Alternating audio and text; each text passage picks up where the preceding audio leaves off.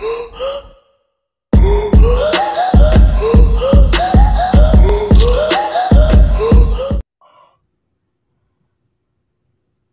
and welcome back to Talkin' Fight. Boxing fans around the world, thank you for joining us once again. Another episode of Knuckle Up featuring Mike Orr at 4 and Cedric Ben, who's in the den with us today. And today we've got a super special guest coming in from us who's over in the UK right now across the pond waiting to join us. So go ahead, Mike, introduce our special guest and let's get rocking and rolling.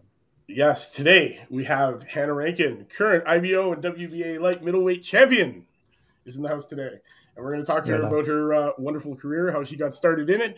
And remember, Cedric, a bassoonist. You want to know what this is about? Yes, so we're definitely going to talk to her about this and how she achieved that wonderful, degree in music and how she boxed at the same time. So yes, without further ado, let's get her in here. Graham, sorry, we're going to knock you out. Thanks for joining us. We'll see you later. Hi, guys. Hello. Hey, Hannah, how are you? I'm doing very well, thanks. Thank you for taking the time out to come and join us here on Knuckle Up. I know you're very busy. Camp's about to start for you, and you're in the gym all the time. So let's just get right into it. What age did you start boxing, and what made you start competing? So I actually started boxing really late. I was when I was a child, I did taekwondo. So I had an introduction to combat sports when I was quite young. Did taekwondo, me and my sister. Like I always say, I think my mom did it to stop us fighting at home, you know? So she was like, you can go and have organized fighting elsewhere. So I've always loved combat sports, but I didn't actually get back into them until the end of my undergraduate when I was like, right, I've got to get fit. And the normal sort of gym setup, but used to fight so boring. I was like, I like the treadmill, I like the row machine, and I'm leaving. So I was like, I'll get back into some sort of combat sport. And I started doing some Thai boxing in Glasgow. And then when I moved to London to do my master's, I was in 21, 22 at this time, 22. And I started doing some Thai boxing down here. Then I met my coach, Noel Callan, and also a former heavyweight champ, Derek Sweet D. Williams. I met him as well. They both introduced me to boxing and I fell in love with it, absolutely fell in love with it. So I was just doing it for fitness and really enjoying it. And then I was doing sparring. And then, of course, went to the next step. So did some white collar boxing, which is a sort of charity boxing here where you can do 3 2-minute rounds and raise money for charity, you know, like bankers and, you know, businessmen, they'll give it a go. And I was like, I want to do that. So I got into that and then I wanted to take it to the next step. And my coach said, well, you can join an amateur club and then you can compete with them. And I was like, well, can I still train with you? And he's like, no, I'm not an amateur coach. And so I was like, well, throughout my whole life, if things have been working with teachers that I've worked with, then I stay with them. So I was like, well, I want to stay with you. So how do I stay with you and compete? And he was like, well, we could go professional, but we have to see how you do with some sparring and, you know, see if you're really up for it sort of thing. So he took me sparring with, at the time, it was Kelly Morgan. She was a WBC silver champion, middleweight. Wow. And she used to be a javelin thrower. So she had a right hand from God. Yes, I remember this clearly in sparring. First time I'd ever been in with a professional, and it was like an eye-opening experience for me because I was like, wow, these people can punch hard, they're explosive. But, you know, and I definitely got my ass whooped. Absolutely. This wasn't the first time you sparred, but this is the first time you sparred someone on like a different level. Yeah, on a pro level. I was like, ooh, there's some more stuff to this. Like, you know, it's going to be a few more things I'm going to learn. But, you know, I got out and I was like, right, no, when are we coming back? I want to do more of this, this, and this. And he always says that it was that sort of like curiosity and like determination to always be better that he decided that he was like, right, I'll take you pro, let's go, let's do it. And everyone thought I was nuts, you know, like I'm 20. So zero amateur experience, you just went right to pro. Absolutely. Yeah. And I was like, I've always been like that with things that I want to do. If I really enjoy something and I want to see how far I can take it, I'll go 150%, you know, like all out. If I love it, that's what I do. And, you know, you never know where you're going to end up. So you might as well give it your best. And actually, for me, I just found something that I truly love. And thankfully, I've excelled and learned a lot along the way. So, yeah, it's been good. Right. Nice. Definitely. Your current record right now is, I believe it's 11-5-2 with 2 knockouts, right? Yeah. That's awesome. So can you describe your first pro fight? Like the feeling that you went through. I know it was a win. I know you won your first 2. It was your third fight, was your first loss. Describe us the feeling that you went through in that first fight. I remember it being mental. I remember thinking, I can't believe I'm doing this. Like, I can't believe I'm doing this. And like, you know, you've had all the prep in the lead up to it. I had my hair braided properly for the first time. And I was just like, I wasn't going to wear a head guard. I was really happy about this because I hate wearing head guard. So this was the best part. I was getting little gloves. I was like, oh, these feel great. And my coach was like, yeah, but don't forget your opponent gets little gloves too. You know, so not just you. And I remember it was in this like old nightclub in Southend, like East London, outside of London, and I had to walk through the kitchen to get to the ring. You know, it's one of these tiny little shows. And I remember walking past these pots and pans and ladles, and I was like, "This is surreal." Then I went out and like kicked butt for 6 rounds. You know, so I was just like, "It's mad." And I remember it just being really, really crazy. And for me, I'd had like 3 or 4 disappointments in the lead up to that where I thought I was going to fight, then I wasn't fighting, and I thought I was going to fight. So I just couldn't actually wait to get in there. And I can't really tell you a single minute of what happened when I was in that ring. All I remember is my arm getting raised and me thinking, oh, I've started. Yeah. That's awesome. So now that you went through that experience, can you say, and would you say you have a little bit more of you're more comfortable in your training camp routine, like you know what's going to happen, like you're more calm, and that just comes with the experience, right? So you feel more comfortable in your training? Absolutely. Like I think you like they always say you can't buy experience, and it's so true. It's one of those things you just have to get out and do it and learn on the job and learn how things are going. And obviously, having not had an extensive amateur background in any way, I hadn't actually boxed like live. I hadn't actually competed that many times. I'd only done like 6 or 7 white collar fights. So, you know, for me to start going into the pro game, I was going in there quite blind. So I've always been learning on the job, which has been great in some ways because I've actually been able to adapt and change. And every time I get in the ring, I'm a slightly different, improved fighter instead of coming into it with a ready-built style that I already know. So I'm always growing as a fighter, which is great. But also it does mean you've got like the shit parts where you've got to learn quite a lot very quick. Yes. Of course. Did your coach ever explain to you the reason why? Because there's some coaches, I know some coaches that do coach amateur boxers and professional boxers, and there's some coaches that only do one or the other. Did your coach ever explain to you the reason why he just wanted to go right to the pro and not to? He tried to get me to go to an amateur club. As he always says, I tried to get rid of her, but she wasn't going anywhere. So, no, he actually got his pro license to take me professional. Before that, he hadn't taken anyone pro, and he'd been working with boxers. He'd been doing a lot of their strength and conditioning sides of it as well. And that's where his experience lay there. But also he used to fight when he was younger. He did boxing, MMA. So he's been involved with boxing for a long time. But he just never thought to take somebody professional. So, you know, he was like, right, I think you're determined and you're going to stick it out. So let's do it. Nice. Great. It's turned out well so far. Absolutely. You fought for your first world title, I believe, in your 6th fight. That was for the WBC Silver Female Middle title? So my 6th fight, that was WBC Silver, So that was such an exciting night for me. It was like my first proper title, and it was at home in Scotland in front of my family and friends, and you know, it was meant to be for the 150 the junior middleweight. It was meant to be for the 154 title, but then like before it, like 2 weeks out, like there's a change of opponent because there's a problem with the girl that was meant to be fighting. Then it has to get changed to the 160, and I'm thinking, I just want to get in there, you know. I just want to fight. I don't care who it is. But my coach always says, like, that is definitely the reason he's lost all his hair. You know, that was a very stressful lead up to that fight. But it was an amazing night against Sanna Turunen, Finnish girl. And I remember it really clearly. Just one of those nights I'll never forget. Never.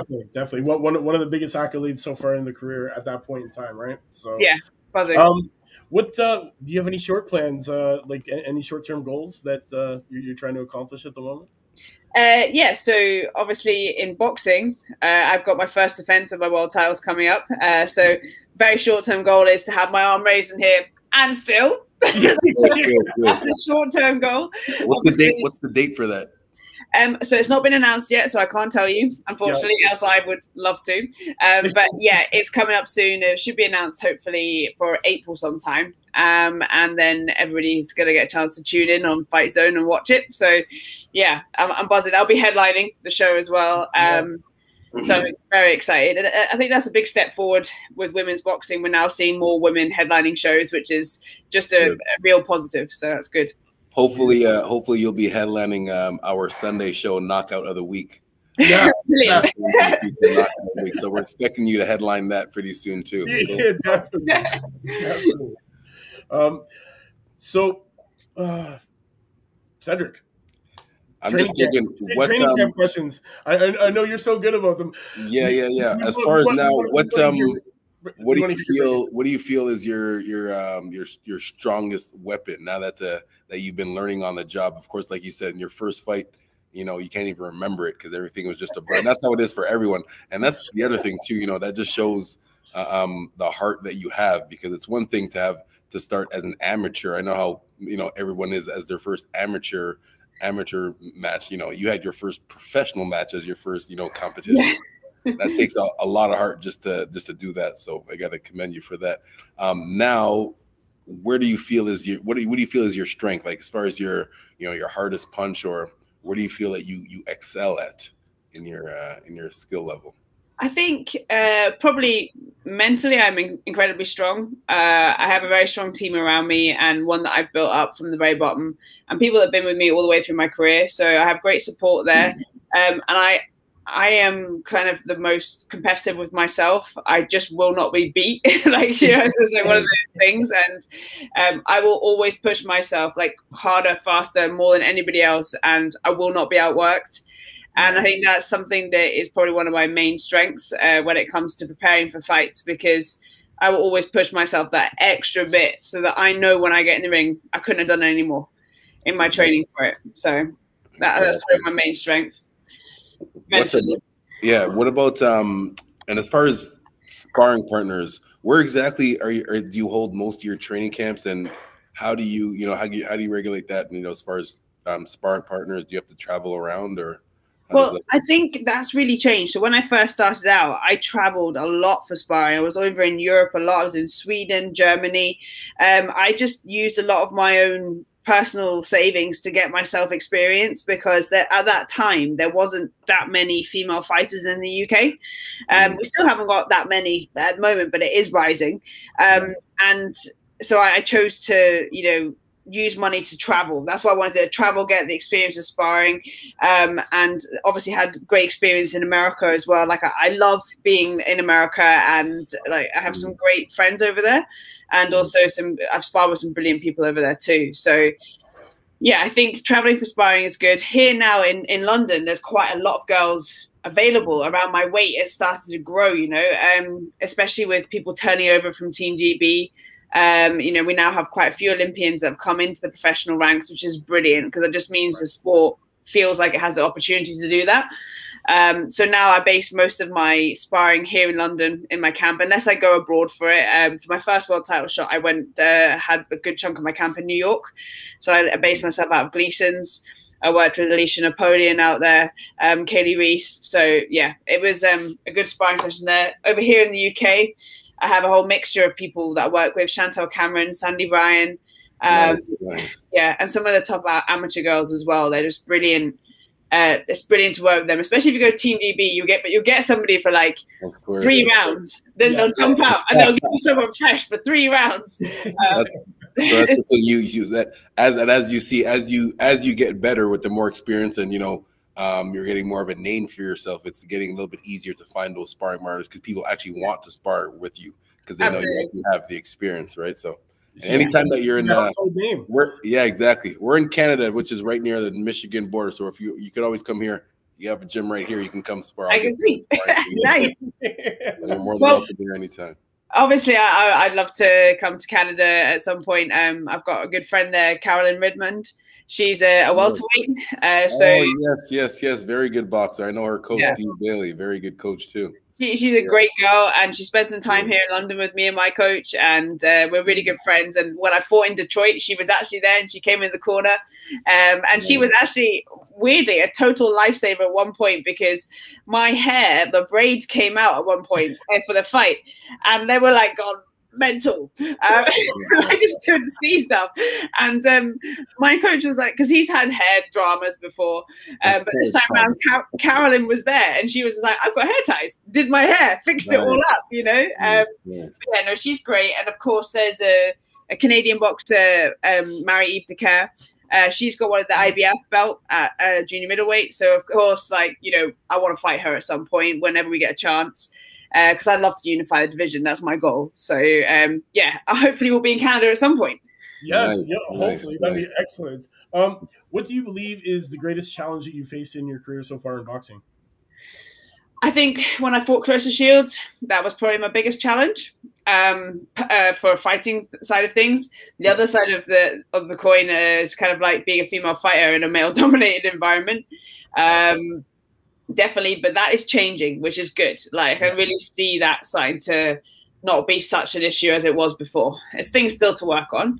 But when I fought Clarissa, it was the first sort of time that I've been on like Matchroom USA. It was we did live press conferences. I was flown to New York for like 48 hours for a press conference. You know, it was the first time I'd really been thrown right into the public eye, and my first time having to answer loads of media questions, be in front of the camera all the time, and prep for the biggest fight of my life, really, against a fantastic boxer who, at the time, we hated each other.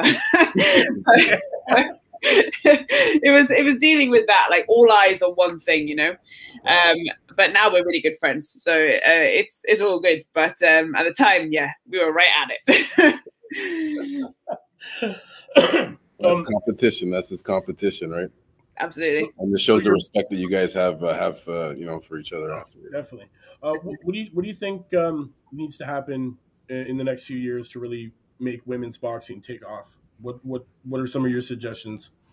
So I think, like, we were very ironically, the pandemic was probably one of the most positive things that could have happened for women's boxing. Out of all the women's sports, we're the one that seem to have thrived coming out of the pandemic. A lot of other ones are really struggling at the moment. And that's because Eddie decided to put female fights on in his fight camp in his garden. And the best part was we had a captive audience for a change. They were stuck in their houses. They couldn't go anywhere. And the only live sport was us. Yeah. So there was no excuses of, oh, it's a chicks fight, I'm going to the bar. Oh, it's the girls, they're not interested, and we're going to watch something else. Like, there was nothing else for them to watch. And Eddie was really clever. He put on only top-level female fights, title fights. Mine and Savannah's fight, we got Dramatic Fight of the Year from the WBC. So, you know, fantastic award. And all of the girls' fights, none of them disappointed. Not a single one. They were all action, action, action from the first bell. And I think giving the public that introduction to us with no excuses for the fact they couldn't watch it was the best thing that could ever happen, because now that, like, people are talking about women boxers as like a household names, and it's become, people know who we are now, and that's just great, because, you know, you've got now young girls going, oh, I want to be like Katie Taylor, or I want to be like Hannah Rankin, or, you know, that sort of thing. And I think that's been a real step forward, and it's properly exciting to be at the very front of the wave whilst everything's changing. As a fighter, I feel really privileged to be there.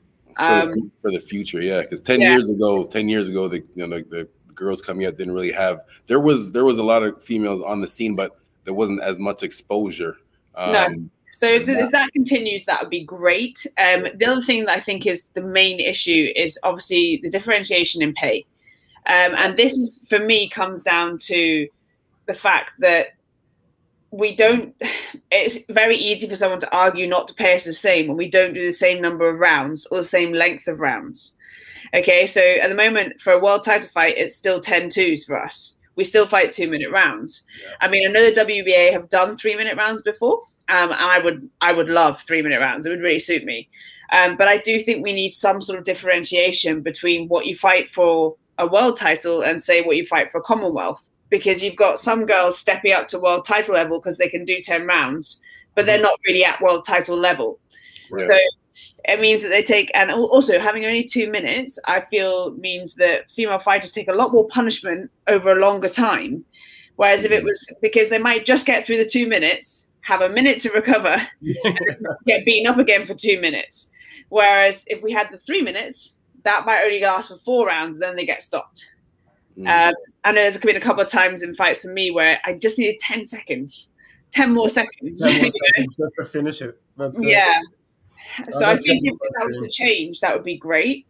But I know there's some arguments about whether or not we can do 3-minute rounds. The WBC has some studies out that says that we sweat more, and so we're more likely to brain injuries, basically. That's all nonsense. That's all. I've read that whole article out, and there's doctors that are proven that it's all nonsense. They're just trying to make excuses. Honestly, I believe the women should have 3-minute rounds, because you know what? The way that the women are showing up the men. Yeah. Honestly, you ladies are really putting on a real show. You guys are you don't back down. There's no pussyfooting around. There's no arguing people. It's, yo, I want to fight you, and it's okay, let's fight, and then you get in the ring and do it.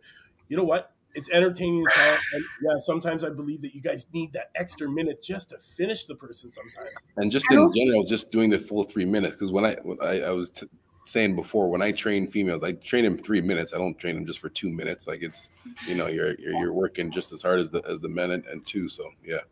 Absolutely. And I think if you're going to try and change the system, if they want to do something in between that, maybe at least make world title fights 12-2s. Right. So that means that you know, there's some sort of differentiation, because at the moment you have the elite level, you have people at the very bottom, and the people in the middle is much thinner.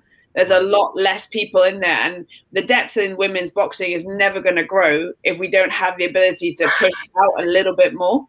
And have more time to showcase things. So, you know, 12-2s, 10-3s, you know, something like that would be great. And I know a lot of female fighters would much prefer 3s. But you were one of them. I know Clarissa Shields, one of them. Yeah. I'm pretty sure Katie Taylor, Savannah Martin. I'm pretty sure all you elite level women right now have all agreed to 3 minutes. And honestly, I think they should give it to you, man.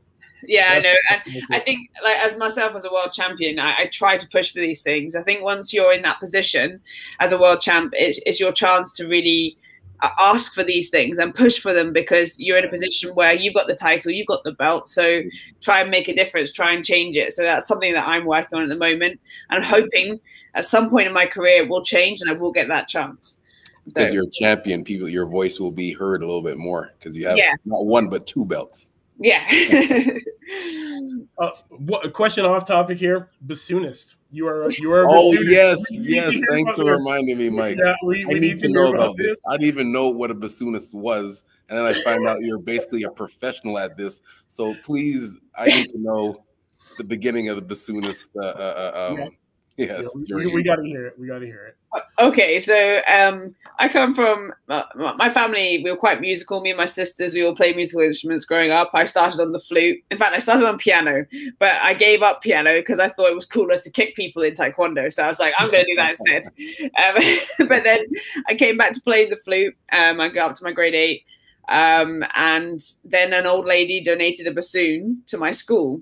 Now, a bassoon is like a big woodwind instrument. It's usually a beautiful brown color, lots of silver keys and a silver bit that comes out here. It's a woodwind instrument, so you blow down it. I play the bass part. That's the bass line. It's also one of the weirdest looking instruments you've ever seen. And I was like, I want to play that, because it's different from everybody else's instrument. So yeah, I started that late as well. That was when I was about 15. I picked that up and I was like, this is the instrument for me. I just knew it. And from then on, I worked. I got into the junior academy in the Royal Conservatoire of Scotland. And then I went on to study my undergraduate degree at the Royal Conservatoire and my master's at the Royal Academy of Music. So I've played all around the world with orchestras, play with professional orchestras. I have a wind quintet. We still play together at the moment. Our main sort of work now is we work with a charity that goes into the care homes for people who are living with Alzheimer's and dementia, and we do interactive concerts for them. So it's a really rewarding part of my job. And also playing concerts for kids as well, especially interactive ones, because kids will ask you the most ridiculous things. Yes. And they will tell you if they don't like the piece. They'll just say, I don't like this. They'll give you their honest opinion. They're not like, they'll just give you their honest opinion. I love it. It's brilliant. So when you're one second, we're not just getting off this real. I need go ahead. Explain the difference in preparing for a big Bassoonist concert and preparing for a world championship boxing match. What are the similarities and differences there? I'll tell you a funny story, right? So when I was back in doing my master's and my undergraduate, I used to actually suffer quite badly from performance anxiety, which is kind of tricky when you're wanting to perform in front of people. So it was a real stress for me. I used to my breathing used to go bad, my heart rate went a million miles an hour. I couldn't hear, real nerves, and but it was only for solo performing, not for an orchestra or anything like that. So, I went to hypnotherapy. I tried a few different things. But when I moved down to London, when I had my final recital at college, I ran it like a boxing match. My coach came in with me. He stood outside the room before I walked on stage. We did our breathing together. I had water. He was like, right, you're cool. Let's go. First round. I went out. I did my first piece, and I came back again with some breathing. And you know what? I performed the best I've ever performed. And it was that sort of structure and the way that, you have, your coaches in the corner. You get back there, you get some advice, you control your breathing, clear your mind, get ready to go again and refocus. And it actually was one of my best performances. So there are lots of similarities for me, because it is all about performing, whether I'm on stage or with my bassoon in front of a nice, well-behaved audience who are going to clap nicely when they should, or in front of a boxing audience, and I'm facing my opponent. We're going to go at it as soon as the bell goes, but I'm going to perform under the lights. And I realized that actually I'm an entertainer, and I love to entertain people, so I always hope that people are entertained to watch me box as much as they're entertained to watch me perform in concerts and things like that. So for me, they're very similar. Honestly, I love watching you box. I guess I gotta watch you play the horn then, right? Yeah. If you're such an entertainer, I'm gonna have to check it out. I'm not sure how much if you, I don't know, this would be maybe too much, but if you could have one of those things that something if you sit on something and it brings you to the ring so you can play the bassoon. Actually, no, because you need your hands. Can you play the bassoon with your boxing gloves on? Yeah, so many people try to think of a way of how I'm going to achieve this, but I'm like, guys, the gloves make it impossible. I need to be able to play fingering and keys and stuff. If I'm like this, I just can't. Oh my god, that's amazing. That's amazing, man. Coming out playing the bassoon to the ring to your world championship match would be amazing. I mean, Tyson Fury came out as a king. Right? Why can't you come out playing the bassoon? Why not? That's awesome. Oh my gosh. Dream fight today. If you could fight anybody right now, who would it be? Oh, okay. So there are some really cool female fighters that are all I love. But I would love it if Holly Holm, and if I was anywhere near her weight and stuff, I would love to have fought Holly Holm, because she was cool. She still is cool. She's an absolutely badass female. I really, really like her. Riker, I'd like to have fought Riker. That would have been cool. I would love to say I'd share a ring with Anne Wolfe. She's probably the scariest woman in women's boxing ever. Yeah. She's a serious badass lady. So to even have said that I shared the ring with her would be amazing. She's still scary now. So yeah, there's some great people out there. When you're ready to hang it up and retire, what are the plans, and what do you want to be remembered for in your career? So, like I always say to people, I never put a date on when I want to retire, because I think people who do that are subconsciously working towards that date, whether or not they say they are or they're not. And it means you're never really going to push yourself to the max. If you're thinking, okay, I'm winding it down, I'm not about that. So for me, there's no date. But when I do retire, which will inevitably have to happen at some point, it can't happen. It can't go on forever. I've started doing some work with Fight Zone at the moment for commentary, which I really, really, really enjoy. Actually, I've had the sort of. I was very lucky to be asked by Box Nation to do the commentary for Clarissa and Christina Hamer's fight, which I really enjoyed, actually. And so it's an area that I never thought I'd work in, but something that basically allows me to be a total boxing geek and research fighters, watch their fight style, then talk about it on the night and just get really excited and try not to swear when I get really excited. So that's definitely something I want to do. At the moment, I'm doing quite a bit of ambassadorial work for a charity called Boxwise. I'm due to go out to South Africa to set up their South Africa branch after my next fight. So that'll happen this year.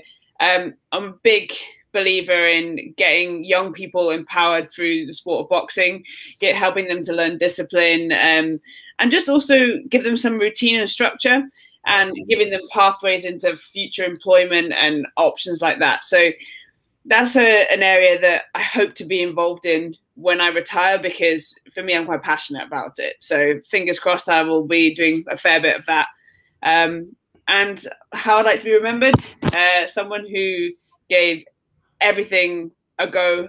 I took every challenge full on and didn't take no for an answer. Do you want to be loved or do you want to be feared in your career? Well, I'd like to be loved, actually. I think that would be nice. I'm not fussed about being feared because I do my stuff when I get in the ring, you know. It is what it is. And I think sometimes fighters try to be a person that they're not. And often, eventually, when you get to the high levels, you get found out. And boxing is a huge mental game. So if in the lead up to a fight, your story starts to unravel and you're not the person that you've made out you are for your first few fights. You're not this like badass gangster guy. And suddenly you're standing in front of a gangster. You're going to get found out. So you're going to get G-checked right there. Yeah. I'd like to be loved by people, and then I'll do all my fighting in the ring. That's awesome. Do you do any like training with kids now in your spare time? Do you have time for that? Yeah, definitely. So like I said, obviously with the music side of things, I like to give concerts and they always keep me on my toes there, because no matter how much stuff you prepare for a kid's concert, it's never enough. It's never enough, and you've got to get more stuff going. With the Boxwise thing, I'm getting a chance to go and watch these guys at various ages and levels progress through the program. And I do like to teach kids when I get a chance, you know, like when I get a chance to cover a kids class or something like that, you know, because for me, I'm a massive kid. So I just get to hang out with other kids and do fun things, you know. So, yeah, it's good. I want to ask you, how did you get the alias Hannah the Banger? I have no idea where this has come from. So, I heard about this. It was on a WBA article, and I was like, I don't know when this happened. When did this nickname appear? So I've not heard it before. But I was called the Classical Warrior. That was a nickname that was given to me by a friend right when I started at the very beginning, and it kind of stuck for a while. But I think that this one, I'll take it. Why not? Yeah, it works. It works, definitely. Yeah. I've also been called the Mule. The Mule is another one. Yeah, the Mule. Yeah, that's another good one. That was an American friend. That's awesome. I don't want to keep you too much longer. I know it's late over there. I know you have training to do. You got camp starting soon. So I want to thank you personally for coming out and joining us here on the show today and giving the fans what they want. And it's a look into the life of you and what you're doing for women's boxing. And I commend you on your efforts to push it into the next level where it needs to be. Thank you. And yes, I would love to have you back on the show, maybe before your next fight or after your next fight, so we can definitely talk about how you're still world champion. Knockout of the week. Knockout of the week. Yeah, knockout of the week. You got to come back for that knockout of the week award. So absolutely. Well, as soon as I announce things and stuff, let me know, guys. I'm happy to come and talk about things. But yeah, no, I'm really, really happy to have joined you today. It's been great chatting to you. Nice, easy conversation for me. You know, no stress at all. It was really cool. I love it. Great questions. Now we know what a bassoonist is. Yes. There you go, Cedric. Thank you. There you go. That was just for you, brother. Thank you. Yes. So to all the fans watching around the world, thanks for tuning in to this wonderful episode of Knuckle Up live with Hannah Rankin, current world champion, about to defend them, and we'll let you know exactly when that's going to happen. Yeah. So guys, we'll see you tomorrow. Tune in next time, same channel, new prospect. Thank you again, Hannah. It's been a pleasure. Problem. Thank you, Cedric. All right. Have a good day.